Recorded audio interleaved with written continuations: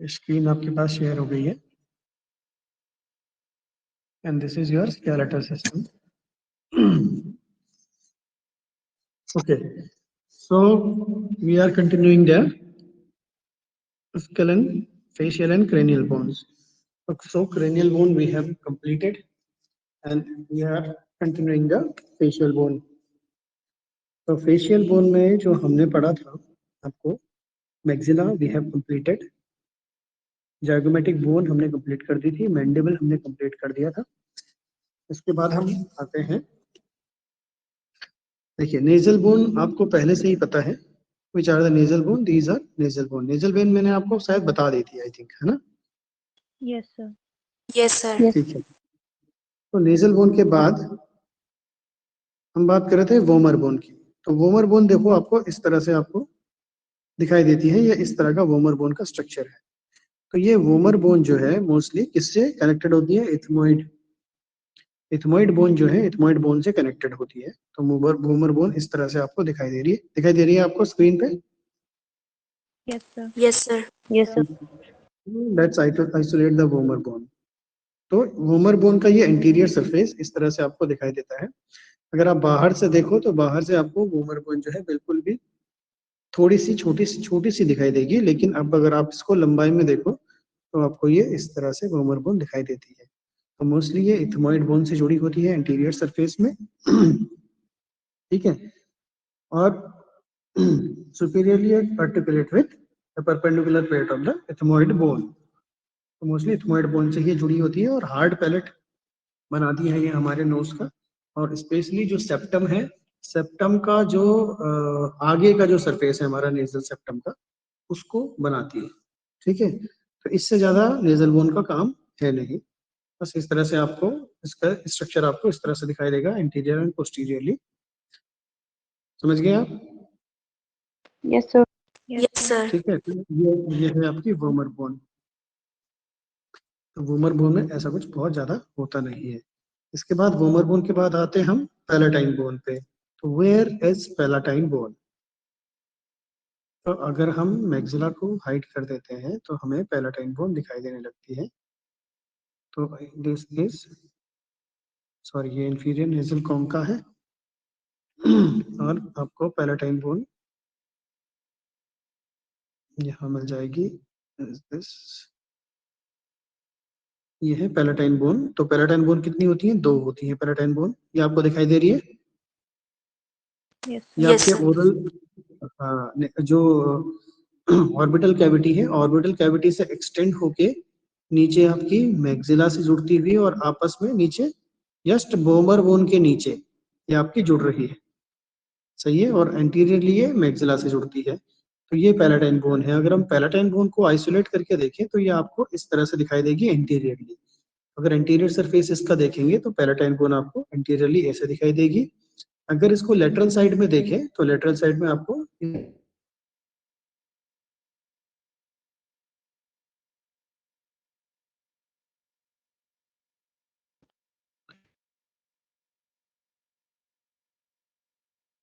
Medial side of palatine bone. तो palatine bone medial side में articulate होती है इस सरफेस से। ठीक है, जो आपको सामने दिखाई दे रहा है आर्टिकुलेटिंग सरफेस, यहाँ से एक दूसरी पैलेटाइन बोन एक दूसरे से जुड़ती है और ये इसका इंटीरियर सरफेस है। ठीक है, तो पैलेटाइन बोन की अगर हम बात करें तो मोस्टली ये एल शेप्ड बोन होती है। कैसी है? एल शेप दिखाई दे रही है ना anteriorly. Yes, sir. Interiorly this is an L shaped bone. और ये क्या करती है? hard palate and perpendicular parts project upward from part of the lateral walls of the nasal cavity at their upper extremity.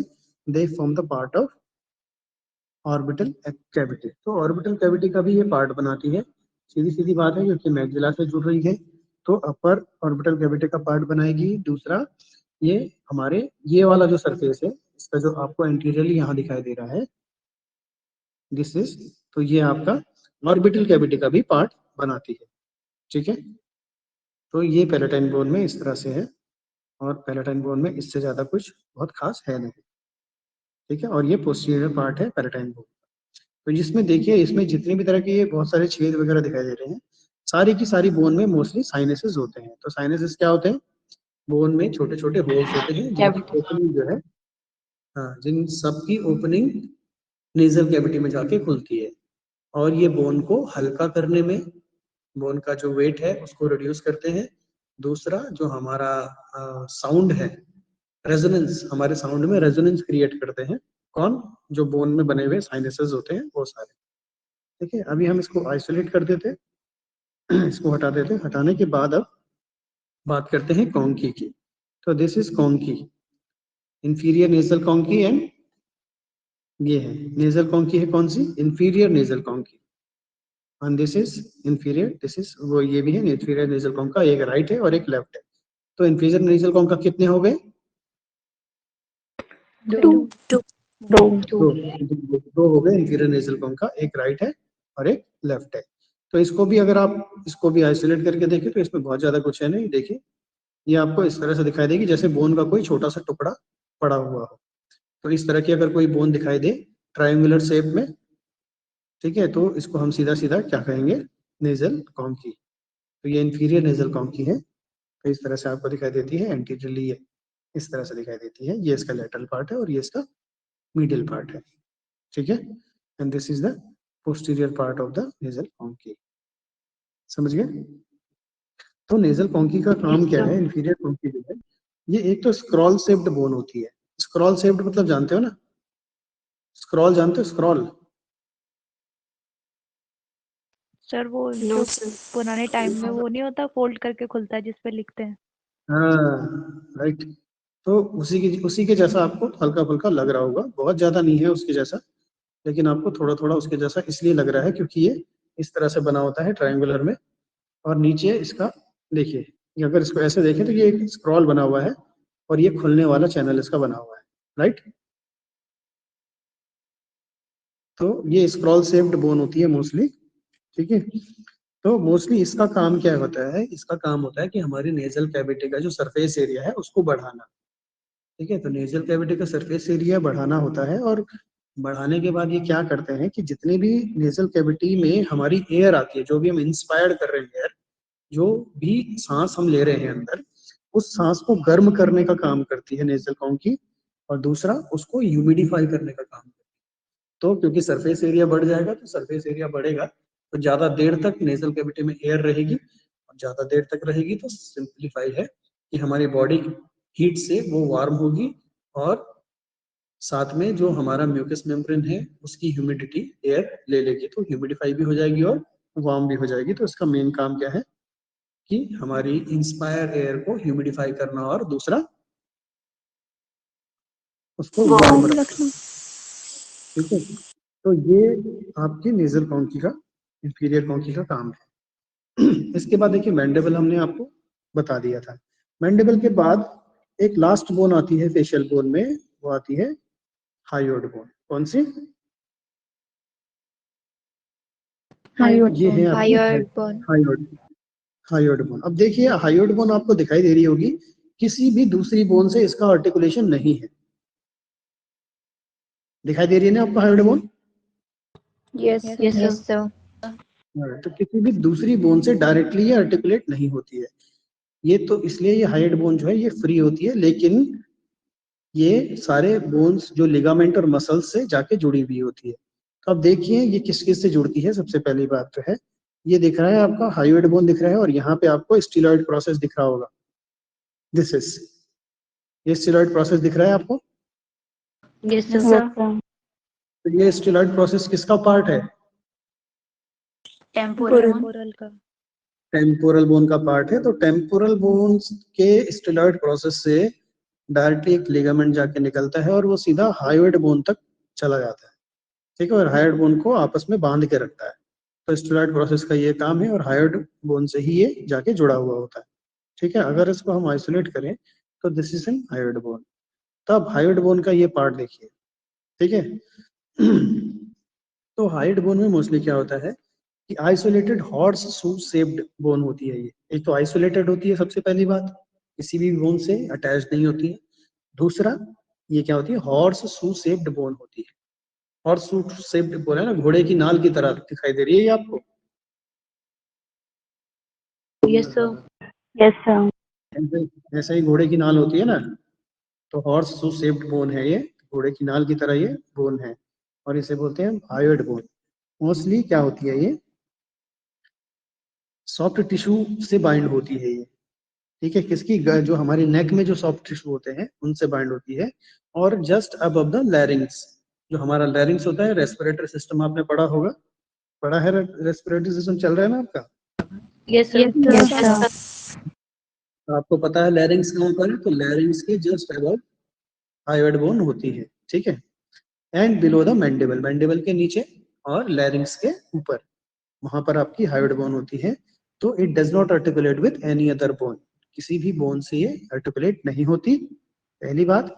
और दूसरी बात ये है, but it attach to the styloid process of the temporal bone by ligament, तो ligament की वजह से ये टेम्पोरल बोन के स्टीलॉइड प्रोसेस से अटैच्ड होती है, समझ गए। और दूसरा क्या है, ये लैरिंग्स को सपोर्ट करता है और अटैचमेंट देता है बेस ऑफ टंग को, इसको देता है हमारी जो जीभ है ना, टंग, इस टंग का जो बेस है वो हायोइड बोन से ही अटैच होता है। किससे होता है, Hyoid bone से. हायोइड बोन से अटैच होता है, तो हमारी जीभ जो है वो भी हायोइड बोन से अटैच होती है। दूसरा, ये जितने भी लैरिंग्स, ये लैरिंग्स होते हैं, ये लैरिंग्स को भी सपोर्ट करती है, तो लैरिंग्स को प्रोटेक्शन करने का काम जो है, ये हमारा जो वॉइस बॉक्स होता है, उस वॉइस बॉक्स को प्रोटेक्शन कर देता है हायोइड बोन पे, ठीक है। Yes, sir. तो ये हो गया आपका हायोइड बोन, ठीक है। अब आपकी फेशियल बोन कंप्लीट हो गई है, स्कल बोन भी कंप्लीट हो गई है, वो सॉरी क्रेनियम बोन भी कंप्लीट हो गई है, ठीक है। अब इसमें देखिए, स्कल में कुछ चीजें हैं जो आपको यहाँ दिखाई दे रही हैं, जिनको हम कहते हैं सूचर्स, जिनको हम क्या कहते हैं, Sutures. ये देखिए, ये आपको दिखाई दे रहे हैं, ये बहुत सारी जिग जैग लाइन्स हैं यहाँ पर, तो ये जो भी जिग जैग लाइन है इनको हम कहते हैं सूचर्स, क्या कहते हैं, Sutures. सूचर्स। अब देखिए सूचर्स में क्या क्या होता है, मैं आपको दिखा दूं कि जो भी हमारे बोन्स के ऊपर सूचर होते हैं, तो ये अगर जिस जिस बोन के ऊपर जो सूचर होता है उनका सूचर का एक नाम है, ठीक है, एक पर्टिकुलर नाम हर सूचर का होता है, तो वो सूचर के नाम जो है वो आपको पता होने चाहिए, ठीक है। अब बताइए, जो पहले वाला सूचर है, देखो एक यहाँ पर ये फ्रंटल बोन, आपको एक ही फ्रंटल बोन दिखाई दे रही है, ठीक है, लेकिन जब छोटा बच्चा होता है तो उस बच्चे की ये जो फ्रंटल बोन है ये दो में डिवाइड होती है, इसमें होती है डिवाइड, तो यहाँ पर भी एक इस तरह का ऐसे सूचर बन जाता है। इस सूचर का आप नीचे देख रहे होंगे, नीचे भी कुछ लाइंस हैं, तो इस तरह का एक सूचर होता है, वो सूचर आपस में बन जाता है। लेकिन अभी जो आपको दिखाई दे रहा है ये अडल्ट का स्केलेटन है, और अडल्ट के स्केलेटन में ये वाला जो सूचर है ये नहीं होता है, और इस सूचर का नाम है फ्रंटल सूचर। क्या कहते हैं, फ्रंटल सूचर। तो इसको फ्रंटल सूचर कहते हैं, ठीक है, याद रखना। तो दो फ्रंटल बोन के बीच में जो सूचर होता है उसको बोलते हैं हम फ्रंटल सूचर। क्या बोलते हैं, frontal suture. Frontal suture. Frontal frontal suture, ठीक है। अब बात करते हैं हम, सॉरी, अब बात करते हैं हम नीचे। तो अब देखिए, अब एक फ्रंटल बोन और एक पैराइटल बोन, ठीक है, यहाँ पे क्या है, ये क्या है, पैराइटल बोन है, ये क्या है, ये भी पैराइटल बोन है, और ये क्या है, ये फ्रंटल बोन है, समझ गए।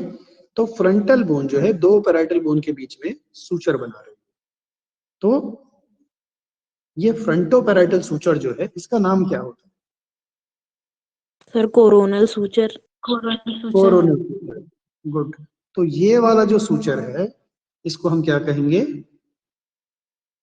कोरोनल सूचर, ठीक है, तो इसको हम कोरोनल सूचर कहेंगे। ये आपने मोस्टली शायद पढ़ा होगा, ठीक है। तो उसके बाद दूसरी बात कहाँ आएगी, अब हम कहाँ देखेंगे, अब ये देखेंगे दो पैराइटल बोन के बीच में। अब ये दो पैराइटल बोन है, समझ गए, तो ये भी पैराइटल बोन है, ये भी पैराइटल बोन है। इन दोनों के बीच में एक सूचर है, ये सूचर लाइन। इस सूचर को हम क्या कहते हैं? Medial suture. Sagittal suture. Sagittal suture. क्या कहते हैं? SAGI sagittal suture. Sagittal suture. क्या कहते हैं? Sagittal suture. ठीक है, तो ये याद रखना है आपने एक। उसके बाद अगर हम पोस्टीरियरली देखें, अब देखिए यहाँ देखिए, हम पोस्टीरियरली बात करते हैं। पोस्टीरियरली ये है सूचर एक, समझ गए? दिख रहा है आपको? Yes sir. Yes sir. तो ये पोस्टीरियर सूचर है। अब इसमें ये तो पैराइटल बोन है, ये भी पैराइटल बोन है, और ये क्या है? ऑक्सीपिटल। ऑक्सीपिटल बोन है।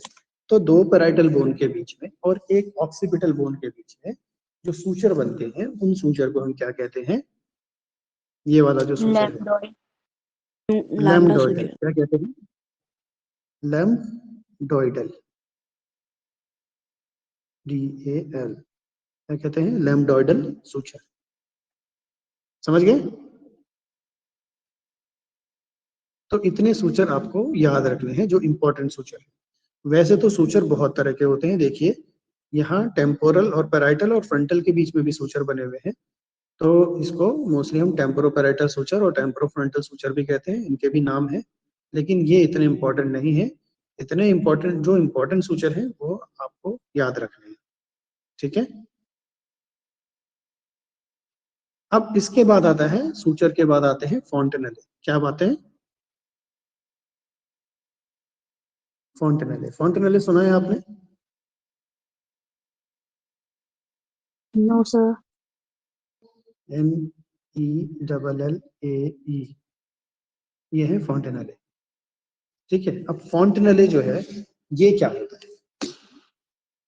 तो ये फॉन्टेनेले मोस्टली क्या होते हैं कि बर्थ के टाइम पे, जब बर्थ होती है बच्चे की, जब छोटा रहता है बच्चा या पेट से जब निकलता है, तो उस समय क्या होता है? Ossification of perineal suture is incomplete. उस समय क्या होता है कि ये सारे के सारे जितने भी सूचर हैं, ये सारे सूचर दिखाई दे रहे हैं आपको? ये सारे के सारे सूचर जो हैं आपस में जुड़े हुए नहीं होते, इनका ऑसिफिकेशन कंप्लीट नहीं हुआ होता है। तो जब ऑसिफिकेशन कंप्लीट नहीं हुआ होता है, तो इन बोन्स के बीच में इस तरह के गैप्स आ जाते हैं। जैसे ये तीन बोन है, तीन बोन के बीच में ये गैप आ गया, तो ये तो फ्रंटल बोन थी। यहाँ से जब तक ऑसिफिकेशन इस बोन का इस तरह से रहता है, तो ऑसिफिकेशन पूरा नहीं हुआ, तो यहाँ बोन के बीच में इस तरह का गैप आ गया। ठीक है, तो ऐसे गैप्स को हम बोलते हैं फॉन्टेनेले। क्या कहते हैं? फॉन्टेनेले। फॉन्टेनेले बोलते हैं। ठीक है, तो ये मोस्टली क्या होती हैं कि वेयर 3 और more bones meet there are distinct membranes area और फॉन्टेनेले, उनको हम कहते हैं फॉन्टेनेले। तो जहां पे 3 या 3 से ज्यादा बोन आपस में मिलती है, तो ऐसी जगह पर एक स्पेस बन जाता है, गैप बन जाता है, मेम्ब्रेनियस गैप, मेम्ब्रेन होती है यहाँ पे एक, तो उस मेम्ब्रेनियस गैप को हम कहते हैं फॉन्टेनेले। क्या कहते हैं? फॉन्टेनेले। समझ गए? तो अब बात हो रही है इस फॉन्टेनेले की। अब देखिए कि ये फ्रंटल बोन है और दो पैराइटल बोन है, और फ्रंटल और पैराइटल बोन के बीच में क्या हो रहा है? फॉन्टेनेले बन रहा है। तो दिस इज, कौन सा सूचर है ये? बताओ। कोरोनल। कोरोनल। और ये कौन सा सूचर है? Sagittal suture. Sagittal suture. अब सेजाइटल सूचर और कोरोनल सूचर यानी कि दो पैराइटल बोन और एक फ्रंटल बोन के बीच में एक मेम्ब्रेनियस स्पेस बन रहा है, और उस मेम्ब्रेनियस स्पेस को हम बोलते हैं फॉन्टेनेले। कौन सा फॉन्टेनेले? कौन सा फॉन्टेनेले बोलेंगे? एंटीरियर फॉन्टेनेले। क्या कहेंगे हम? एंटीरियर फॉन्टेनेले। ठीक है, क्योंकि एंटीरियर साइड में है तो एंटीरियर फॉन्टेनेले है। अब एंटीरियर फॉन्टेनेले की अगर हम बात करें, तो जो एंटीरियर फॉन्टेनेले होता है, एक तो सबसे पहली बात ये ट्रायंगुलर शेप होता है। कैसा होता है? ट्रायंगुलर शेप का ये होता है। दूसरी बात ये क्या होता है? ये इसका कंप्लीट ऑसिफिकेशन होता है जब बच्चा 1.5 महीने का होता है। ठीक है, कब होता है? जब 1.5 मंथ का होता है। 1.5 महीने का जब बच्चा हो जाता है तो 1.5 महीने में इस फॉन्टेनेले का कंप्लीट ऑसिफिकेशन होके ये फॉन्टेनेले पूरा का पूरा भर जाता है। तो अब किसी ने छोटा बच्चा देखा है? Yes sir. सबने देखा होगा डेफिनेटली। बहुत छोटे छोटे बच्चे, 1-1 1.5 महीने के बच्चे आपने देखे होंगे। उनके सर के आगे वाले हिस्से में हाथ लगाओगे तो बड़ा पोपला सा होता है एक सरफेस पे। Yes sir. पल्सेशन भी फील होती है। तो वही है फॉन्टेनेले। वो कौन सा फॉन्टेनेले है? एंटीरियर फॉन्टेनेले, क्योंकि उसका कंप्लीट ऑसिफिकेशन अभी तक नहीं हुआ है, इसलिए बच्चे में वो हमें फील होता है। तो जैसे ही बच्चा 1.5 महीने से ऊपर का हो जाएगा तो 1.5 महीने से ऊपर के बच्चे में आपको ये फॉन्टेनेले नहीं फील होगा। समझ गए? तो कंप्लीट ऑसिफिकेशन जो है एंटीरियर फॉन्टेनेले का कब होता है? 1.5 मंथ। कब होता है? 1.5 मंथ। 1.5 मंथ। 1.5 मंथ में कंप्लीट ऑसिफिकेशन एंटीरियर फॉन्टेनेले का हो जाता है। अब हम बात करते हैं दूसरे इंपॉर्टेंट फॉन्टेनेले की, वो है पोस्टीरियर फॉन्टेनेले। कौन है? पोस्टीरियर फॉन्टेनेले। पोस्टीरियर फॉन्टेनेले। अब देखिए पोस्टीरियर फॉन्टेनेले का शेप कैसे होता है। I'm सॉरी, मैंने थोड़ा सा आपको थोड़ा सा गलत बताया, सॉरी फॉर द मिस्टेक। देखिए फ्रंटल बोन एंटीरियर फॉन्टेनेले पे हम आ जाते हैं। तो ये एंटीरियर फॉन्टेनेले में जब छोटा बच्चा होता है तो उस वक्त जो फ्रंटल बोन होती है वो भी 2 बोन में डिवाइड होती है। कितने में? 2 में सर। 2 बोन में डिवाइड होती है। तो जब यहाँ पे फॉन्टेनेले बनेगा तो ऐसे बनेगा। कैसे बनेगा? ऐसे बनेगा। रेक्टेंगल। तो कैसे बनेगा? मोस्टली ये डायमंड शेप। कैसे बनेगा? डायमंड शेप में बनेगा। तो एंटीरियर फॉन्टेनेले का जो शेप होता है वो क्या होता है? डायमंड। डायमंड शेप होता है। ठीक है। और जो डायमंड शेप फॉन्टेनेले होता है, क्योंकि अब ये डायमंड शेप है तो ये बड़ा है साइज में। कितना है साइज में? क्या है? ये बड़ा है। बड़ा। ठीक है। तो जब भी जो भी फॉन्टेनेले बड़ा होगा भैया उसको ऑसिफिकेशन में उतना ज्यादा टाइम लगेगा ना। तो मोस्टली एंटीरियर फॉन्टेनेले जो है कब क्लोज होता है? 18 मंथ में। कब होता है? 18 मंथ। तो 1.5 मंथ वाला ना इसका। बेटा वो एक्चुअली थोड़ा मिस्टेक हो गई थी, वो मैंने अपनी मिस्टेकली बता दिया था आपको। ठीक है। Okay sir, thank you. हाँ, तो अब ये आपको 18 मंथ याद रखना है, क्योंकि एक्चुअल में ये डायमंड शेप होता है। क्योंकि मैं भूल गया था कि फ्रंटल बोन जो है बच्चों में 2 होती। ठीक है। तो बच्चों में 2 फ्रंटल बोन होती हैं। तो जो शेप होता है एंटीरियर फॉन्टेनेले का वो डायमंड शेप हो जाता है। और डायमंड शेप फॉन्टेनेले का साइज जो है थोड़ा बड़ा होता है। और बड़े साइज के फॉन्टेनेले को ऑसिफिकेशन होने में या भरने में कितना टाइम लगता है? पूरा 18 मंथ लगता है। 18 मंथ यानी कि 1.5 ईयर। कितना? 1.5 ईयर। 1.5 ईयर। ठीक है। तो एंटीरियर फॉन्टेनेले आपको 1.5 साल तक के बच्चे में दिखाई देगा। कितने में दिखाई देगा? 1.5 साल तक के बच्चे में आपको एंटीरियर फॉन्टेनेले फील हो सकता है। ठीक है, याद रखना। समझ गए? Yes sir. ये तो पुराना याद मत रखना, पुराना वाला पोस्टीरियर फॉन्टेनेले है। अब हम बात करते हैं पोस्टीरियर फॉन्टेनेले। ये है पोस्टीरियर फॉन्टेनेले। अब पोस्टीरियर फॉन्टेनेले में देखिए 3 बोन है। तो अगर 3 बोन है तो फॉन्टेनेले का साइज कैसा हो जाएगा? ऐसा हो जाएगा। कैसा हो जाएगा? ट्रायंगुलर हो जाएगा। तो जैसे ही फॉन्टेनेले का साइज जो है ये ट्रायंगुलर हो गया, और इसको पोस्टीरियर फॉन्टेनेले है, ट्रायंगुलर शेप है, 2 पैराइटल और 1 ऑक्सीपिटल बोन के बीच में बनता है। ठीक है, इतना क्लियर हो गया। ट्रायंगुलर शेप का होता है और इसको ऑसिफिकेशन में कितना टाइम लगता है? इसको लगता है 1.5 मंथ। month. 1.5 मंथ, समझ गए? Yes, posterior sir. Is 1.5 month और anterior is 1.5 year 1.5 year. Year. ठीक है, तो इतना याद रखेंगे। जो भी ट्रायंगुलर शेप का है तो ट्रायंगुलर शेप का भैया छोटा होगा फोंटेनेले, तो जो दो फोंटेनेले छोटा होगा उसको कम टाइम लगेगा, जो फोंटेनेले बड़ा होगा उसको ज्यादा टाइम। तो इतना आप याद रखेंगे, 1.5 याद रखेंगे, 1.5 मंथ छोटे वाले में और 1.5 ईयर बड़े वाले। समझ गए? Yes, sir. Yes, sir. बस, तो ये आपके एंटीरियर और पोस्टीरियर फोंटेनेले हैं जो आपके लिए बहुत इंपॉर्टेंट हैं, ये आपको हमेशा काम आएंगे। इसके अलावा और भी सारे फोंटेनेले हमारी बॉडी में होते हैं, क्योंकि जहाँ पे 2 या 3 बोन आपस में मिलती है। देखिए जैसे आपको ये फोंटेनेले दिखाई दे रहा है, फोंटेनेले नहीं दिखा दे रहा होगा अभी, सूचर जॉइंट दिखा रहे होंगे, this zone, this bone and this bone. तो यहाँ पे देखिए कितनी सारी 4 बोन आपस में मिल रही है, ठीक है ना? Yes, तो sir. पहली बोन है ये टेम्पोरल बोन है, this is sphenoid bone, this is frontal bone and this is parietal bone. तो ये चारों बोन आपस में मिल रही हैं, तो यहाँ पे लगभग इस तरह का इनरेगुलेट से इस तरह का फोंटेनेले यहाँ पे पाया जाता है। तो इस फोंटेनेले को हम कहते हैं स्पिनोइडल फोंटेनेले। क्या कहते हैं? Sphenoidal fontanelle.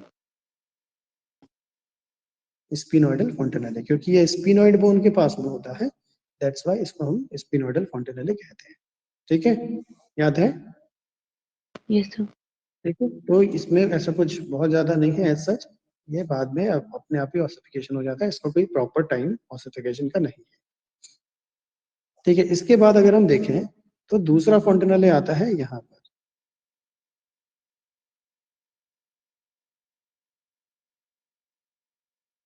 एक फोंटेनेले यहाँ पर भी आता है, ये टेम्पोरल बोन, यहाँ पर एक, सॉरी,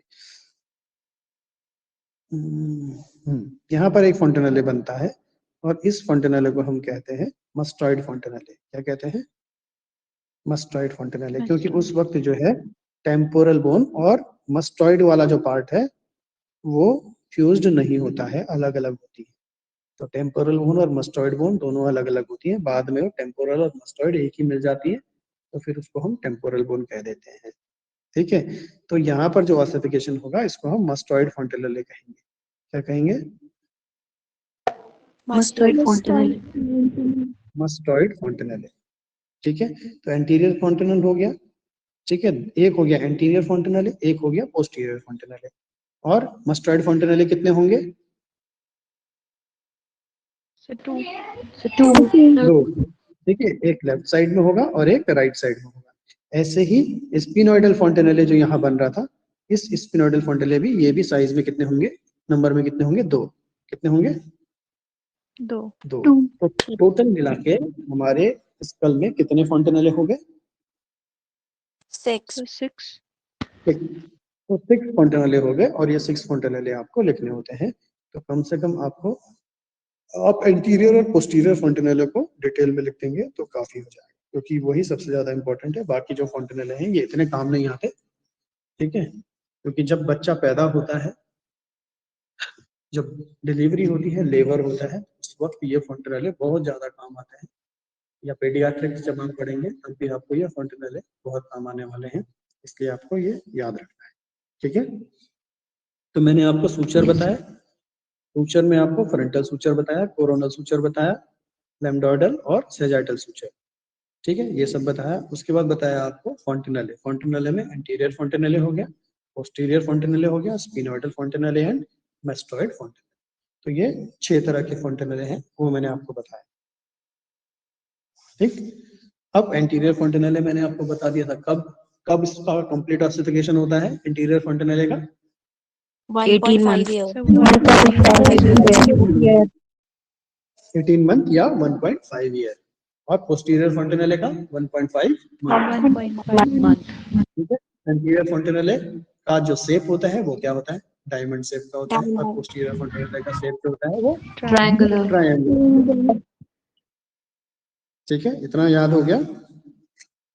तो Yes, sir. Mostly Yes. ये Yes, sir. आपका पूरा का पूरा स्कल था। अब स्कल के जो फंक्शन है वो क्या क्या होते हैं भाई? Cranium Protect the brain. सबसे पहले जो है डेलिकेट टिश्यूज ऑफ ब्रेन, सबसे पहले ब्रेन का प्रोटेक्शन करता है। एक दूसरा आई बॉल, हमारी जो आई बॉल है यहाँ पर, आई बॉल का प्रोटेक्शन भी कौन करता है? स्कल बोन करती है। समझ गए? यहाँ पे हमारी आई बॉल होती है ना। Yes, Yes, sir. sir. दूसरा और क्या होता है बताइए? Sir, food यहाँ grinding में help करता. Sir, अरे ears पहले यहाँ होता है। देखिए, हाँ एयर, Ear. एयर के अंदर जो एयर ऑसाइकल्स होती हैं या जो पूरी हमारी एयर कैनाल होती है उसका प्रोटेक्शन करता है। और क्या करता है? Resonance, Yes, sir. हमारी Sound. वॉइस में जो रेजोनेंस है वो किसकी वजह से है? पूरे स्कल बोन की वजह से है। यहाँ पर क्या होते हैं? साइनसेस होते हैं। क्या होते हैं? Sinus. साइनसेस होते हैं, और इन साइनसेस की वजह से हमारी वॉइस में जो रेजोनेंस आता है वो उसी की वजह से आता है। अगर हम गाना गा रहे हैं तो गाने में जो हमारे रेजोनेंस पाया जाता है वो रेजोनेंस उसी की वजह से होता है। समझ गए? इसके बाद और क्या कर सकते हो आप बताइए? ये स्कल जो है हमारी ओरल कैविटी और नेजल कैविटी का फॉर्मेशन करता है। ठीक है, ये भी इसका एक काम है। ब्रीथिंग को फैसिलिटेशन करना जो है ये भी हमारे स्कल का काम है। ब्रीथिंग है तो हमारे स्कल की वजह से ब्रीथिंग है। एयर पैसेज हमारे को, स्कल बोन हमारे को एयर पैसेज प्रोवाइड करती है। मैक्सिलर मैंडिबल किसके लिए रिस्पॉन्सिबल होती है? So biting and chewing. Biting and chewing. क्यों? क्योंकि ये इनके अंदर हमारे दांत इम्बीडेड होते हैं, हमारे टीथ इम्बीडेड होते हैं। ठीक है, उसके बाद जो है jaw bone is only movable bone in only mandible ऐसा होता है जिसे हम जॉ बोन कहते हैं। और यही बोन जो है अकेली स्कल बोन में अकेली ऐसी बोन है जो मूवेबल होती है। ठीक है, जो फूड के चूइंग में हेल्प करती है। और coordinate activity of certain muscle of face, the muscle of mastication which move the mandible. समझ गए? Yes, sir. Yes, sir. तो ये आपका स्कल जो है कंप्लीट हो गया। अब स्कल के बाद अगर हम बाकी चीजों में देखें तो तब क्या आता है? दूसरा आता है आपका वर्टिबल कॉलम। क्या आता है? Column. Vertebral. Vertebral column. तो ये पूरा का पूरा जो है ये वर्टिबल कॉलम है और बहुत सारे इसमें वर्टिब्रा है। ठीक है, इंक्लूडिंग सैक्रम एंड कॉर्टेक्स। तो अब देखिए टोटल वर्टिब्रल बोन कितनी होती है?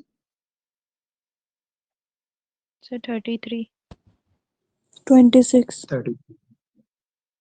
अगर हम बच्चों की बात करें तो पूरी की पूरी 33 बोन्स होती हैं। अगर हम फ्यूज की बात नहीं करेंगे, कोई भी बोन फ्यूज नहीं है, वरना कितनी होती है? 26 बोन्स होती है। कितनी होती है? 26. 26 बोन्स होती है। 26 में 24 जो बोन होती है वो वर्टिबल कॉलम में होती है, और बाकी वाली जो बोन है इसमें एक सैक्रम आ जाता है और एक Coccyx. कॉर्टेक्स आ जाता है। ठीक है, तो 2 बोन ये होती है, तो टोटल मिला के हो गई 26 बोन्स। ठीक है, तो वर्टिब्रा मोस्टली कहाँ से लेके कहाँ तक होता है ये आपको पता होना चाहिए। कहाँ से होता है ये? स्कल से और हमारे हिप बोन तक वर्टिब्रा होता है। ठीक है, वर्टिबल कॉलम होता है। तो जो सैक्रम होता है कितनी बोन से मिलके बना हुआ होता है? 5. 5 बोन से मिलके सैक्रम बना होता है। और कॉर्टेक्स कितनी बोन से मिलके बना होता है? 4. 4, मोस्टली 4 बोन से मिलके बना। ठीक है, तो कितनी हो गई टोटल? कैलकुलेट करो जरा। 24 प्लस 5 प्लस 4, 33. 33. 33 हो गया। Yes, sir. Yes. ठीक है, तो अब हम करेंगे वर्टिबल कॉलम की बात। अब हम पहले सबसे पहले क्या करते हैं, सिर्फ वर्टिबल कॉलम को अगर हम देखें तो हम एक साइड के स्ट्रक्चर को हाइड कर देते हैं ताकि वर्टिबल कॉलम जो है हमें अच्छे से दिखाई दे। चलो इसको भी हम हाइड कर देते हैं, ये भी हम हाइड कर देते हैं। अब यहाँ पे रिब्स है काफी सारी, इन रिब्स को भी हम हटा देते हैं। यहाँ से स्कैपुला यहाँ से हटा देते हैं। ये भी हटा देते हैं। तो ये मोस्टली आपका वर्टिबल कॉलम है, ठीक है।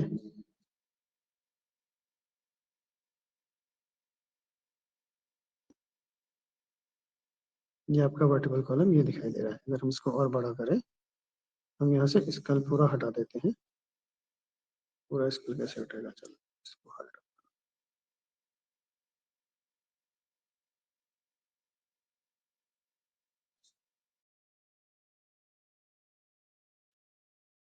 अभी यहाँ पे आपकी वर्टिबल कॉलम की फर्स्ट बोन यहाँ आपको दिखाई दे रही होगी, ठीक है। ये तो दिस इज, ये पूरा का पूरा वर्टिबल कॉलम है। हम एक अंदाजा ले लेते हैं, देखिए कहाँ से कहाँ तक का वर्टिबल कॉलम है। तो जो इसमें टोटल मिला के 33 बोन्स हो गई, या हम कहें अगर फ्यूज्ड बोन को हम हटा दें तो हमको 26 बोन्स मिलती है। तो अब 26 बोन्स में देखें तो पहली जो 7 बोन होती है, द फर्स्ट 7 बोन, उनको हम क्या कहते हैं? Cervical vertebra. Cervical vertebra. क्या कहते हैं? Cervical vertebra. और नंबर में कितनी होती है? 7 होती है, ठीक है। 7 उसके बाद आती है थोरैसिक वर्टिब्रा। कितनी आती है? thoracic thoracic vertebra. कितनी बोन्स होती है थोरैसिक में? 12 12। थोरैसिक वर्टिब्रा में 12 बोन होती है। उसके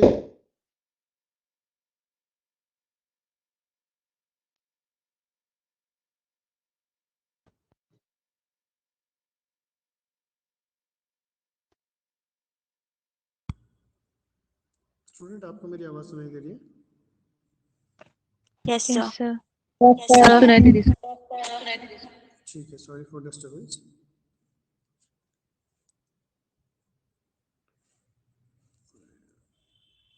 ये है आपकी, ठीक है। इसके बाद हम बात करते हैं लंबर बोन की। तो लंबर बोन कितनी होती है मोस्टली? Lumbar vertebra 5 5। कितनी होती है? 5 होती है। 5 होती है लंबर वर्टिब्रा। उसके बाद आ गया सैक्रम, और सैक्रम के बाद आ गया कॉर्टेक्स। तो बट सैक्रम में कितनी बोन होती है? 5 5। और कॉर्टेक्स में 4। 4 समझ गए? तो ये आपका पूरा का पूरा वर्टिबल कॉलम हो गया। अभी वर्टिबल कॉलम में क्या है, तो जो भी वर्टिबल बोन्स होती हैं, इन वर्टिबल बोन के बीच में ये आपको खाली स्पेस दिखाई दे रहा है। यस सर इसको हटाते हैं एक बार, ये रिब्स हटाते हैं, यहाँ भी हटाते हैं, ठीक है। अब ये आपको वर्टिबल कॉलम में खाली स्पेस दिखाई दे रहा होगा, दिखाई दे रहा है? यस सर तो ये खाली स्पेस होता नहीं है यहाँ पे। यहाँ पे क्या होती है? यहाँ पे इंटरवर्टिब्रल डिस्क होती है। क्या होती है? Intervertebral disc. हाँ, तो ये इसके अंदर ये पूरा का पूरा यहाँ पे एक डिस्क होती है, इंटरवर्टिब्रल डिस्क। इसको एक तरह का कार्टिलेज होता है, फाइब्रस कार्टिलेज, ठीक है। तो यहाँ पूरा का पूरा फाइब्रस कार्टिलेज से बनी हुई इंटरवर्टिब्रल डिस्क होती है पूरे की सारी बोन्स में, ताकि हमारा जो वर्टिबल कॉलम है वो आपस में टकराए नहीं, ठीक है, और फ्रिक्शन ना हो और खराब ना हो, ठीक है। तो उसके लिए वर्टिबल डिस्क होती है। उसके बाद आपको यहाँ दिखाई दे रहा होगा,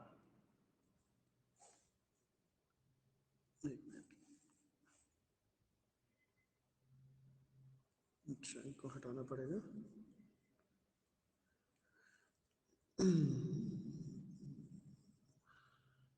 देखिए इस तरह का आपको फोरामेन हर जगह दिखाई दे रहा होगा। फोरामेन जानते हो ना, फोरामेन कैसे कहते हैं? दिस इज, ये और ये, ठीक है। ऐसा सारा का सारा वर्टिब्रा में इस तरह के फोरामेन्स होते हैं, ठीक है। तो इनको हम बोलते हैं इंटरवर्टिब्रल फोरामिना। इंटरवर्टिब्रल फोरामिना क्या बोलते हैं?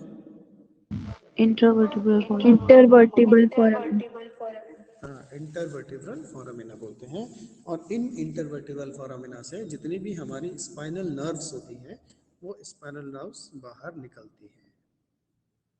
स्पाइनल कॉर्ड से अटैच होती हैं जो स्पाइनल नर्व्स, वो बाहर निकल के अलग अलग जगह सप्लाई होती है। समझ गए? यस सर कोई कंफ्यूजन है यहाँ तक? No sir.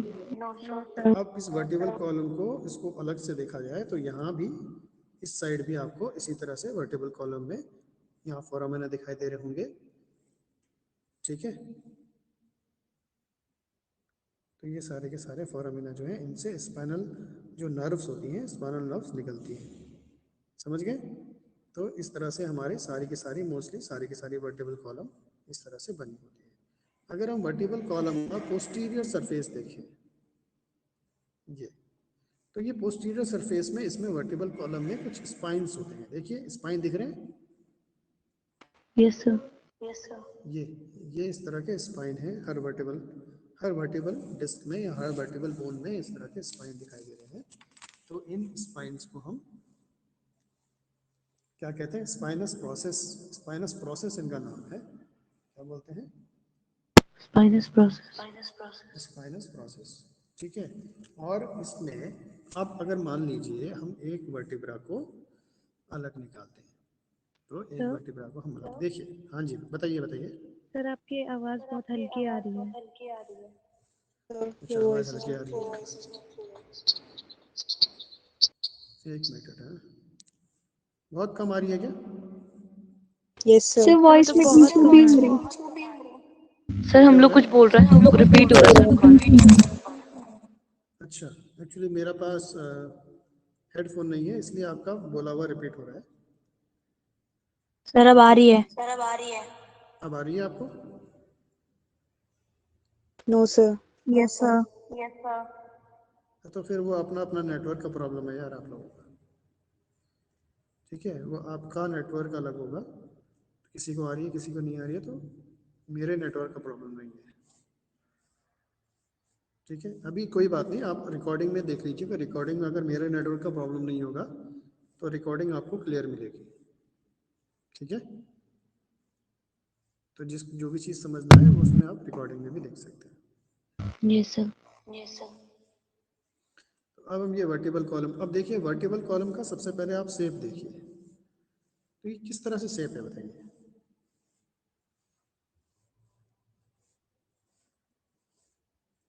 वर्टिबल कॉलम का शेप दिखाई दे रहा है आपको? Yes sir. ये पूरा वर्टिबल कॉलम मैंने आपका अलग अलग निकाल दिया है, देखिए। अब यहाँ देखिए वर्टिबल कॉलम की अगर हम शेप की बात करें, तो यहाँ देखिए किस तरह की सरफेस है, कॉनकेव सरफेस है, राइट। अरे कॉनकेव सरफेस है ना ये, यस सर। यस हाँ। और ये कैसी है? कॉन्वेक्स। कॉन्वेक्स। Convex surface. उसके बाद कॉनकेव। कॉनकेव। उसके बाद कॉन्वेक्स। हाँ। तो आपको जब भी वर्टिबल कॉलम का डायग्राम बनाने को आ जाए, मान लो आपको, तो आपको मोस्टली क्या करना है, देखो आपको इतना पता होना चाहिए कि वर्टिबल कॉलम जो है उसकी सर्वाइकल की जो साइड है, जहाँ सर्वाइकल स्पाइन होती है, वहाँ पर कॉनकेव सरफेस होती है। थोरैसिक स्पाइन में कॉन्वेक्स सरफेस होती है, और लंबर स्पाइन में कॉनकेव सरफेस होती है, समझ गए? Yes sir. तो ये आपका वर्टिब्रा का नॉर्मल स्ट्रक्चर है।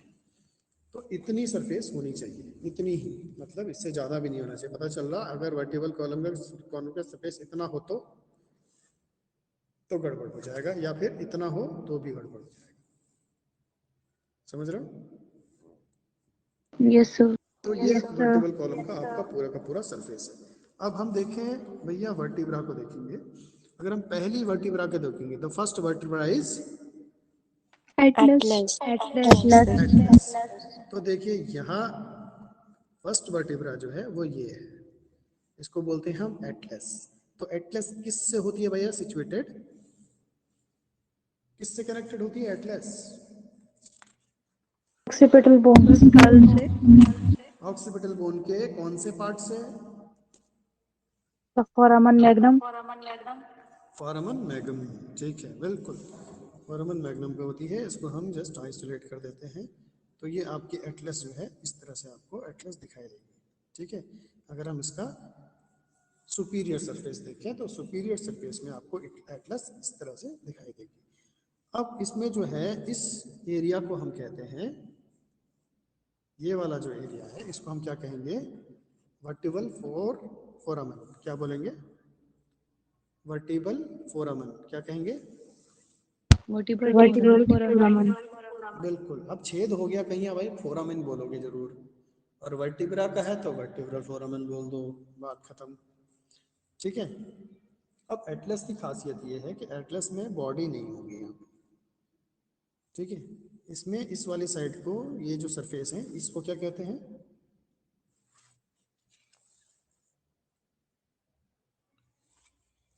ये किससे जुड़ती है? यही वाली सरफेस तो जुड़ती है बेटा, फोरामेन मार्गम से यही वाली सरफेस जुड़ती है।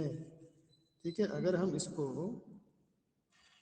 क्लियर करके मैं आपको दिखा दूं, ऑल सरफेसेस में इसकी शो करता हूं आपको, तो ये है एंटीरियर सरफेस, और इस सरफेस को हम कहते हैं सुपीरियर आर्टिकुलर सरफेस। क्या कहेंगे?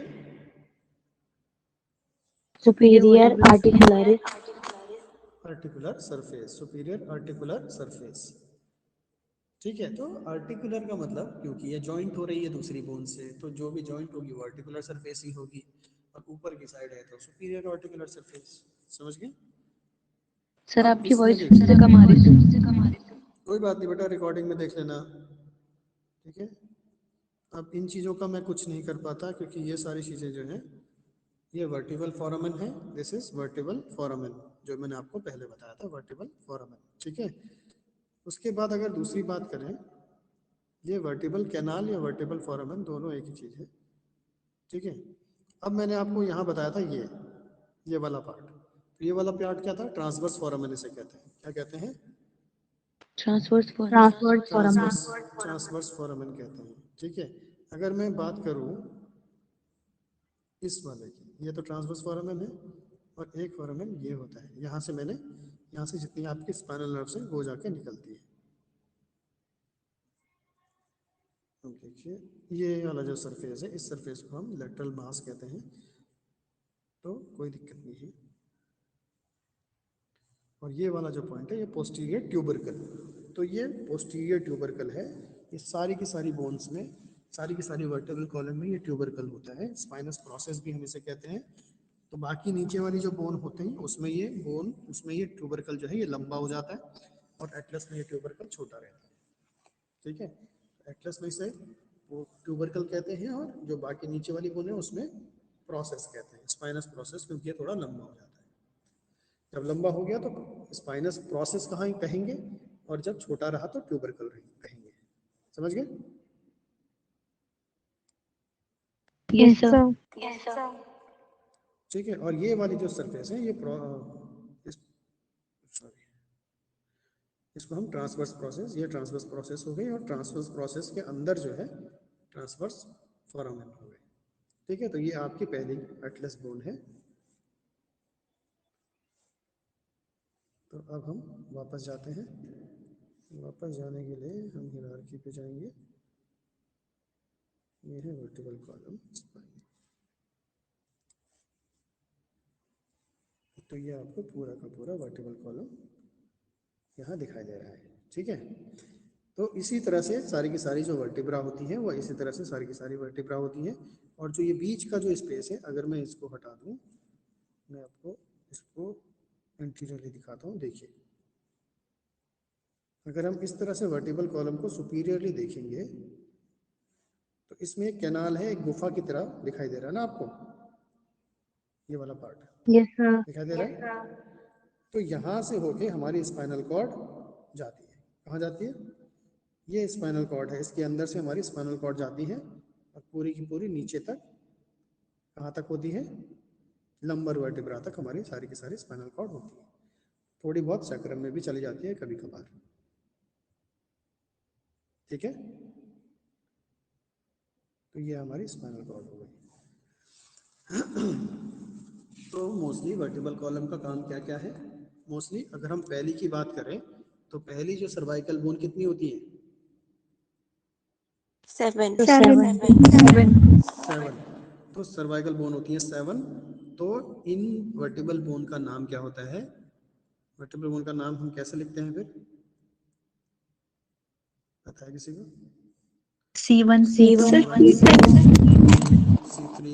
C4 और C7 तक हम लिख लेंगे। ऐसे ही अगर हम थोरेसिक वर्टिब्रा पे जाएं, तो T1 to T1 T12, और लंबर पे जाएंगे तो L1 to L5, ठीक है, और सैक्रम पे जाएंगे तो sacrum S1 S2 S3 coxal C, ठीक है। कॉक्सियल एक ही बोन मानी जाती है, कॉक्सियल के पार्ट नहीं करते हम, तो कॉक्सियल में हम वैसे भी सर्वाइकल वर्टिब्रा को गिनते नहीं। तो ये आ गई आपकी वर्टिब्रल कॉलम, ठीक है। इसमें अगर आप और चीजें देखें, the movable vertebra have characteristic in common but some groups have distinguishes feature। तो कुछ सर्वाइकल वर्टिब्रा की अगर आप बात करें तो सर्वाइकल वर्टिब्रा में कुछ टिपिकल फीचर होते हैं, ठीक है।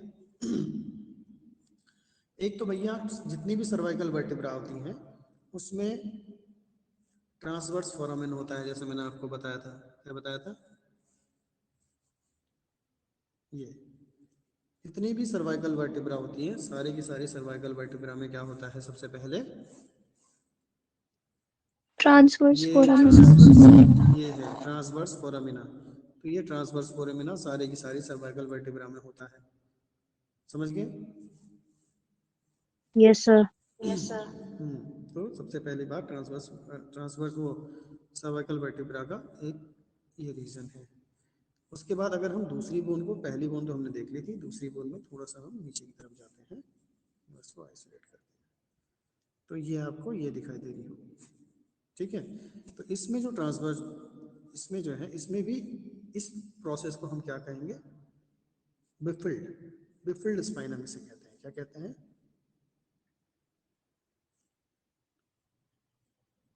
बिफिल्ड स्पाइन। बिफिल्ड स्पाइन होती है यहाँ बॉडी, इसको हम कहते हैं बॉडी, ठीक है। ये आर्टिकुलेटिंग सरफेस है दोनों की दोनों, और उसके बाद ये बीच में जो पेडिकल है, मैं आपको दूसरी वाली दिखाता हूँ, इसमें इतना क्लियर नहीं है। थर्ड हम lumbar vertebra, third spinal vertebra को हम देखते हैं। ये देखिए, इसमें आपको स्पाइनल वर्टिब्रा फर्स्ट और सेकंड स्पाइनल वर्टिब्रा में थोड़ा सा डिफरेंस होता है। तो पहली स्पाइनल वर्टिब्रा को हम क्या कहते हैं, एटलस, और दूसरी स्पाइनल वर्टिब्रा को हम क्या कहते हैं, एक्सिस। तो पहली वाली हो गई एटलस, दूसरी वाली हो गई एक्सिस, ठीक है। उसके बाद C3 C4 C5 इस तरह से बोन के नाम होते हैं। तो अब यहाँ ये लिए, ये है C3, कौन सी है, C3। तो ये C3 स्पाइनल सर्वाइकल वर्टिब्रा है। इसमें जो देखिए, इसमें ये वाला जो पार्ट है, ये सारी की सारी सर्वाइकल वर्टिब्रा होती है, इसमें इसको बोलते हैं बॉडी। क्या बोलते हैं? बॉडी कहते हैं, बॉडी कहेंगे। उसके बाद ये ट्रांसवर्स फोरामेन देखिए इसमें भी है, ठीक है। और इसको हम बोलेंगे बिफिल्ड स्पाइन। क्या बोलेंगे?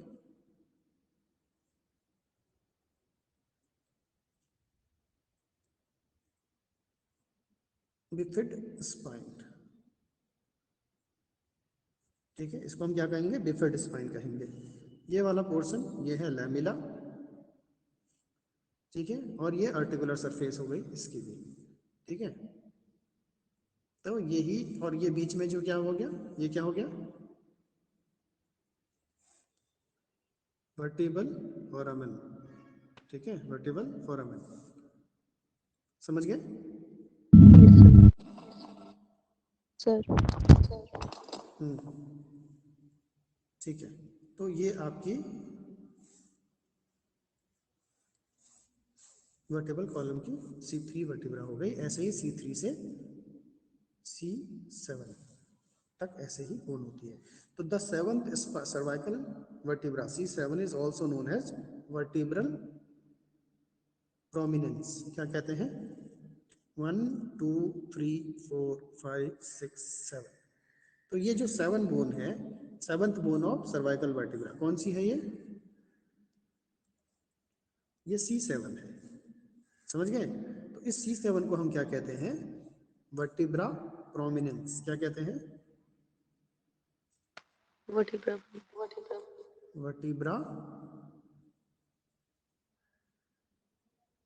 प्रोमिनेंस, ठीक है, वर्टिब्रा प्रोमिनेंस। तो ये C7 है, इसको हम वर्टिब्रा प्रोमिनेंस कहते हैं, वर्टिब्रा प्रोमिनेंस कहते हैं। और it possess a long spinous prominence, क्योंकि इसमें एक स्पाइनस प्रोमिनेंस जो होता है ये वाला, ये बहुत लॉन्ग होता है, इसलिए इसको कहते हैं। ठीक है, terminating a swollen tubercle which is easily felt at the base of the neck। जैसे ही आपका नेक का जो बेस है वहां पर ये आपको अलग से फील होगा, जहां पर मोस्टली आपको दर्द जैसा होता है जब आप कोई कॉलर वाली बोन पहनते हो, जब कोई कॉलर में आपका कहीं पे भी कुछ भी होता है, लगता है आपको कभी कभी सर्वाइकल वर्टिब्रा में पेन होता है, तो वहां पर जो है ये जो प्रोमिनेंस है ये 7th सर्वाइकल वर्टिब्रा है, और ये आपको नेक के बेस में फील हो सकती है आराम से, बहुत इजीली फील हो जाती है। देख रहे हैं कितना कितना बड़ा वो है इसका प्रोमिनेंस। Yes, ठीक है, sir. तो ये 7th, अगर आपको 7th सर्वाइकल वर्टिब्रा कहीं भी दिखाई दे तो उसका प्रोमिनेंस जो है इतना लंबा होगा, तो ये C7 है, सर्वाइकल वर्टिब्रा 7। बाकी इसमें बॉडी है, ट्रांसवर्स कैनाल है, आर्टिकुलेटिंग सरफेस है, और बीच में वर्टिब्रल फोरामेन है, और इसको हम कहेंगे प्रोसेस। ठीक है, स्पाइनस प्रोमिनेंस, और ये इस बोन को हम क्या नाम कहते हैं, वर्टिब्रा प्रोमिनेंस। क्या कहते हैं? Vertebra prominence. Vertebra prominence. तो ये आपकी सर्वाइकल वर्टिब्रा 1 से और 7 तक सर्वाइकल वर्टिब्रा हो गई। ठीक है, from the atlas to from vertebra prominence तक, एटलस से और वर्टिब्रा प्रोमिनेंस तक। तो सर्वाइकल वर्टिब्रा अगर आपको पूछे कि cervical vertebra C1 to C7 तक कहाँ कहाँ से होती है, तो आप कहोगे from the base of the skull, that is atlas bone, and atlas bone to, क्या बोलोगे बताओ, एटलस बोन टू कहाँ तक होती है? Vertical prominence। From atlas bone to vertebra prominence, तो वहां तक जो है आपकी C1 to C7 cervical vertebra होती है। इसके बाद हम करेंगे थोरेसिक वर्टिब्रा की बात। अब थोरेसिक वर्टिब्रा में देखिए, पहली थोरेसिक वर्टिब्रा ये है, तो इसको हम बोलेंगे थोरेसिक वर्टिब्रा 1 या T1। ठीक है, तो मोस्टली थोरेसिक वर्टिब्रा लार्जर होती हैं देन सर्वाइकल वर्टिब्रा से, तो आपको दिख रहा होगा सर्वाइकल वर्टिब्रा से बड़ी है सारी की सारी थोरेसिक वर्टिब्रा। ठीक है, इतना आपको याद रखना है, because this section of vertebral column has to support more body weight. समझ गए? क्योंकि क्या है, इस सेक्शन को, थोरेसिक वर्टिब्रा को ज्यादा बॉडी वेट को बियर करना होता है, इसलिए थोरेसिक वर्टिब्रा जो है वो साइज में थोड़ा सर्वाइकल वर्टिब्रा से बड़ी होती है। देखो, सर्वाइकल वर्टिब्रा को सिर्फ हमारे हेड को बियर करना होता है, उसका वेट बियर करना होता है, लेकिन थोरेसिक वर्टिब्रा को हमारे हेड का और हमारे लिम्स का और हमारे जो अंदर के जो इंटरनल ऑर्गन्स हैं, हार्ट वगैरह, हार्ट, लंग्स, ये सब चीज़ों का वेट बियर करना होता है। दैट्स वाई थोरेसिक वर्टिब्रा थोड़ा मोटी होती है। समझ गए? किससे? Cervical Yes, sir. वर्टिब्रा से बड़ी होती है। तो the bodies and the transverse process have facts for articulation with the ribs, और इसमें ये होता है कि इस थोरेसिक वर्टिब्रा में एक चीज होती है, और उसमें होता है एक आर्टिकुलेशन एक्स्ट्रा आ जाता है, उस आर्टिकुलेशन को हम कहते हैं, उस पे रिब्स के साथ वो आर्टिकुलेशन जुड़ता है, इसलिए हम ये वाला जो आर्टिकुलेशन दिखाई दे रहा है आपको सारी की सारी थोरेसिक वर्टिब्रा में, Yes, आपको दिखाई sir. दे रहा है? Yes sir. तो ये थोरेसिक वर्टिब्रा जो है ये हमारी रिब्स के साथ जुड़ते हैं, तो थोरेसिक वर्टिब्रा में इतना ही अंतर है। अगर थोरेसिक वर्टिब्रा आपको कहीं भी दिखाई दे तो तुरंत पहचान लोगे, क्योंकि उसके साइड में इस तरह का आर्टिकुलेटिंग सरफेस होगा दोनों के लेटरल साइड में, और ये लेटरल साइड का सरफेस जो है ये हमारी रिब्स को जोड़े रखता है। समझ गए? तो अब हमारी वर्टिब्रा आ गई यहाँ से, थोरेसिक 1 से 2, 3, 4, 5, 6, 7, 8, 9, 12। ठीक है, ठीक है। अब बाकी देखिए, लास्ट में नंबर 1 और नंबर 2, नंबर 1 और नंबर 2 में भी आर्टिकुलेटिंग सरफेस आपको दिखाई दे रही होगी,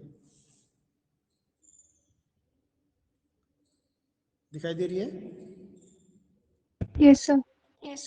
हाँ, तो ये भी लास्ट में जो हमारी रिब्स होती हैं, गोरिल्ला रिब्स, उनके लिए ये सरफेस होती है। ठीक है, अभी हम इसके बारे में पढ़ेंगे, फिलहाल हम यहाँ से बात करते हैं। ठीक है, तो ये हो गई ये की सारी थोरासिक वर्टिब्रा हो गई। थोरासिक वर्टिब्रा में आपको इतना ही जानना है। तो अगर एक को हम निकाल लें, एक को हम आइसोलेट करके थोड़ा सा देख लेते हैं। ये है, देखिए, एक तो आर्टिकुलेटिंग सरफेस यहाँ है और एक आर्टिकुलेटिंग सरफेस इधर है, तो दोनों में रिब्स जुड़ती हैं। बाकी वर्टिब्रा जो है लगभग सेम है। ठीक है, तो ये जो ऊपर का आर्टिकुलेटिंग सरफेस है, ये ऊपर का आर्टिकुलेटिंग सरफेस दूसरी वर्टिब्रा से जुड़ता है। स्पाइनस प्रोसेस इसमें भी है, इसमें बॉडी है, कैनाल है और ये ट्रांसवर्स स्पाइन भी है। ठीक है, तो बस इतना ही फर्क है दोनों में। समझ आ गया आपको? तो कहीं भी Yes, sir. सर्वाइकल वर्टिब्रा और थोरासिक वर्टिब्रा एक साथ रखी हो तो पहचान जाओगे?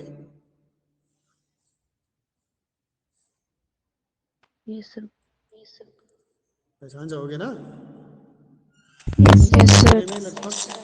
दिखने में सेम है, बस आपको सिर्फ याद रखना है कि इसके ट्रांसवर्स में देखिए ये आर्टिकुलेटिंग सरफेस है यहाँ पर। ठीक है, बस इतना आपको याद रखना है। चलो, अब ये हमें थोरासिक वर्टिब्रा हमारी हो गई। इसके बाद आती है लंबर वर्टिब्रा। तो लंबर वर्टिब्रा देखो कहाँ से शुरू होती है भाई। देखिए, ये लंबर वर्टिब्रा 11 है, ये 12 है थोरासिक वर्टिब्रा। यहाँ से देखिए, ये है लंबर वर्टिब्रा। तो थोरासिक वर्टिब्रा में देख लो, जितनी भी थोरासिक वर्टिब्रा है 1 से लेके 12 तक, यहाँ तक सारी की सारी में ट्रांसवर्स में क्या है, ट्रांसवर्स साइड, वो लेटरल साइड में सब में एक आर्टिकुलेटिंग सरफेस है जो रिब्स को जोड़ती है। तो टोटल मिला के 12 पेयर रिब्स के हो गए। ठीक है ना?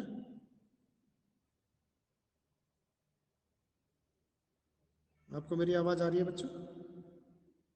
Yes, Yes, sir. sir. हाँ, तो बीच बीच में जवाब देते रहा करो। ठीक है, अब हम बात करते हैं लंबर वर्टिब्रा की। तो लंबर वर्टिब्रा में कितने हैं? देखो, 1 2 3 4 और 5। तो 5 लंबर वर्टिब्रा है। पहली जो लंबर वर्टिब्रा है, तो 5 रुडिमेंट्री वर्टिब्रा है fuse to form, oh sorry, these are largest of the vertebra. तो सबसे लार्जेस्ट वर्टिब्रा कौन सी होती है? Lumber. Lumbar Lumber. वर्टिब्रा। सबसे ज्यादा वेट जो है लंबर वर्टिब्रा को झेलना पड़ता है। समझ गए? Because they have to support the weight of upper body. पूरी अपर बॉडी का वेट जो है लंबर वर्टिब्रा के पास होता है। They have substantial spinous process for muscle attachment. बस इसमें सिर्फ ये होता है कि इसमें एक स्पाइनस प्रोसेस होता है अलग से मसल के अटैचमेंट के लिए। ठीक है, बस बाकी इसमें और कोई डिफरेंस नहीं है। बस इतना ये आपको याद रखना है कि ये बड़ी होती है। इनकी जैसे जैसे बोन बड़ी होगी वैसे वैसे उनकी बॉडी की जो सरफेस है वो बड़ी होती रहेगी। देखो, ये वाला जो अटैचमेंट है ना यहाँ पर, ये वाला अटैचमेंट और बड़ा होता रहेगा जैसे जैसे सरफेस बड़ी होती है, जैसे जैसे बोन वर्टिब्रल कॉलम नीचे जाते रहेंगे। ठीक है, और इसमें ये स्पाइनस प्रोसेस अलग से होती है क्योंकि यहाँ मसल का अटैचमेंट होता है। ठीक है,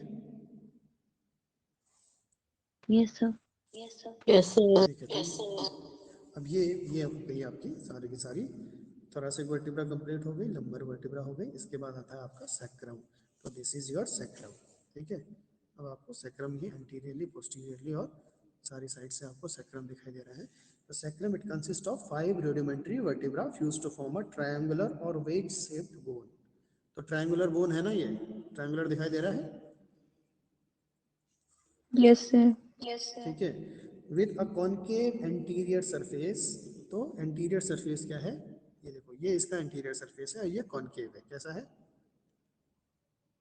anterior surface is concave and posterior surface क्या है? कॉन्वेक्स है। तो द अपर पार्ट और the base articulate with 5th lumbar vertebra. और ऊपर वाला जो पार्ट है ये 5th लंबर वर्टिब्रा से अटैच्ड होता है। ये आपको मालूम है, दिख रहा है? Yes, sir. On each side it articulate with the ilium to form a sacroiliac joint। और दोनों साइड में ये इलियम बोन से अटैच्ड होता है यहाँ। इस साइड में और इस साइड में। कहाँ किससे होता है? इलियम बोन से अटैच होता है। ये वाला आर्टिकुलेटिंग सरफेस देख रहे हो उसका?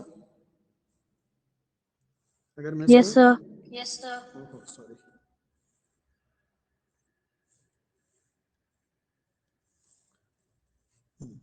देखिए ये वाला जो आर्टिकुलेटिंग सरफेस है ये इलियम बोन से जुड़ता है इसका, ठीक है, ये वाला। तो ये आर्टिकुलेटिंग सरफेस इलियम बोन से जुड़ेगा, आपको याद रखना है। ऊपर वाली जो वर्टिब्रा है ये फिफ्थ लंबर वर्टिब्रा से यहाँ पर जुड़ेगा, और नीचे की तरफ देखेंगे तो ये कॉकेक्स से जुड़ जाएगा, ठीक है। इसमें भी एक छोटी सी कैनाल होती है, वर्टिबल कैनाल, जिसमें भी स्पाइनल कॉर्ड की छोटी छोटी नर्व डिवाइड होके पहुंच जाती है, ठीक है। अब इसमें सैक्रोइलियक जॉइंट बनता है, सैक्रम और इलियक का जॉइंट यहाँ पर सैक्रोइलियक जॉइंट बनता है, इतना आपको याद रखना है। और it interior tip is articulate with the coccyx, और जो ये इंफीरियर टिप है ये कॉकेक्स के साथ आर्टिकुलेट हो जाती है, समझ गए?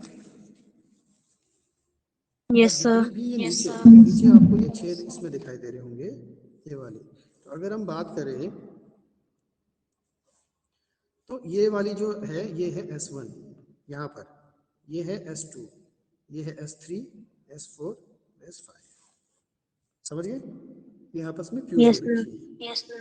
हाँ, और इस वाले पार्ट को बोलते हैं हम सैक्रल प्रोमोनेटरी। क्या बोलते हैं? Sacral promontory. क्या बोलते हैं? सैक्रल प्रोमोनेटरी, समझ गए? और जो ये Yes, sir. छेद आपको Yes, sir. जितने भी ये छेद दिखाई दे रहे हैं, ये फोरामिना जितने भी दिखाई दे रहे हैं, all foramina are passage of nerves. तो सारी की सारी जो स्पाइनल नर्व्स हैं यहाँ से होके हमारे लोअर लिम्ब में जाती हैं, ठीक है। Yes, sir. Yes, sir. तो आपको सैक्रम बोन समझ आ गई? Yes, sir. Yes, sir. कोई प्रॉब्लम है क्या सैक्रम बोन में? ठीक है, इसके बाद हम जाएंगे कॉकेक्स बोन पे। कॉकेक्स जो है सबसे लास्ट में और सबसे नीचे होती है वर्टिब्रल कॉलम के, जो कि जिसका सुपीरियर सरफेस जो है सैक्रम से जुड़ा होता है। अगर हम इसको आर्टिकुलेट करके देखें तो इस तरह से आपको ये कॉकेक्स बोन जो है दिखाई देगी। इसका ये जो ऊपर का सरफेस है ये किससे जुड़ा होता है? सैक्रम बोन से जुड़ा होता है, ठीक है। तो मोस्टली कितनी बोन है इसमें जुड़ी हुई? 1 2 3 4, तो 4 बोन है। अब 4 बोन में भी आपको ये हो गई, सॉरी, कॉक्सियल 1 CO से इसको डिनोट करते हैं। किससे डिनोट करते हैं?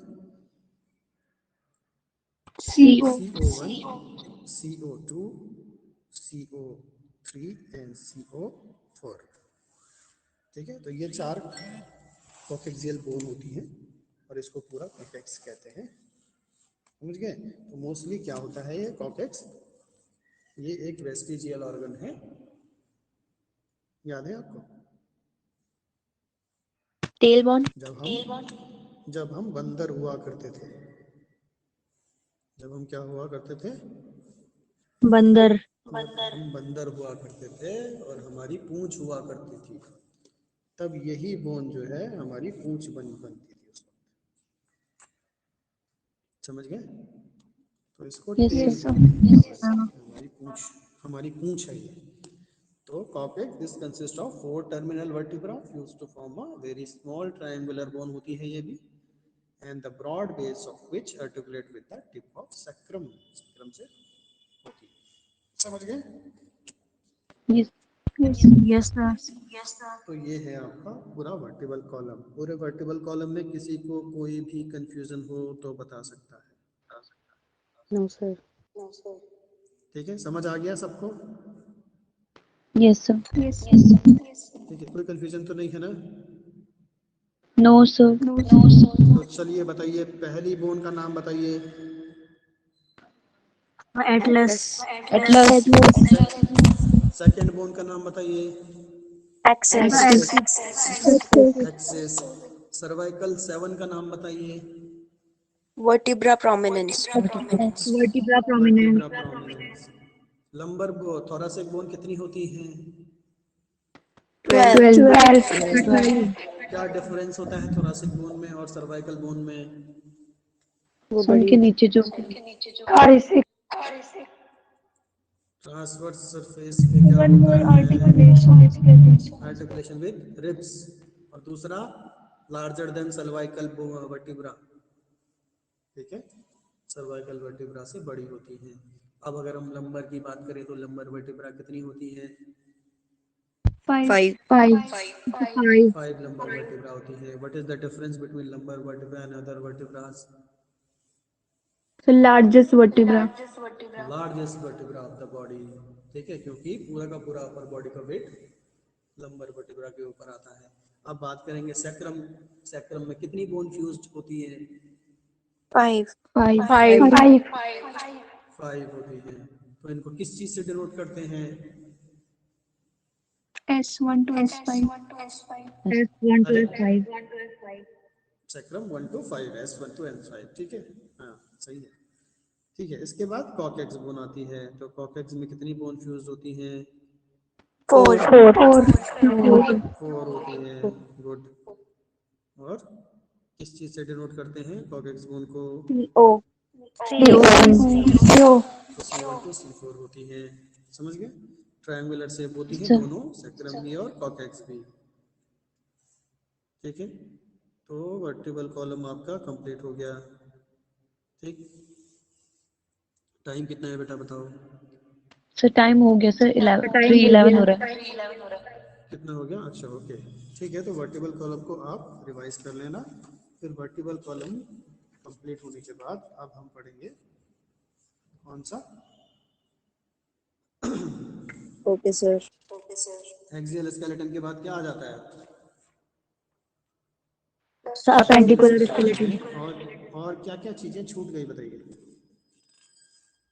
Sternum. Sternum and thoracic cage, ठीक है। तो थोरैसिक केज और स्टर्नम बता ही देते हैं आपको, खत्म कर दो या रहने दें? आज रहने देता है सर। अच्छा चलो ठीक है। On your request I am discontinuing the class, ठीक है। Thank you sir.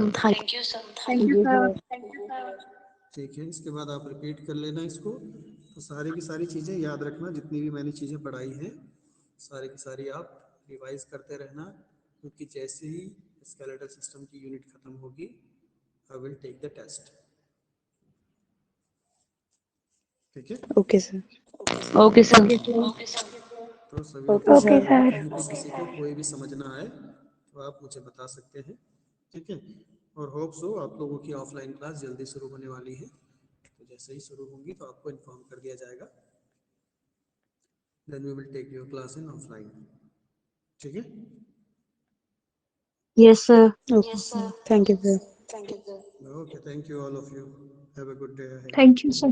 Same to you sir. Thank you sir.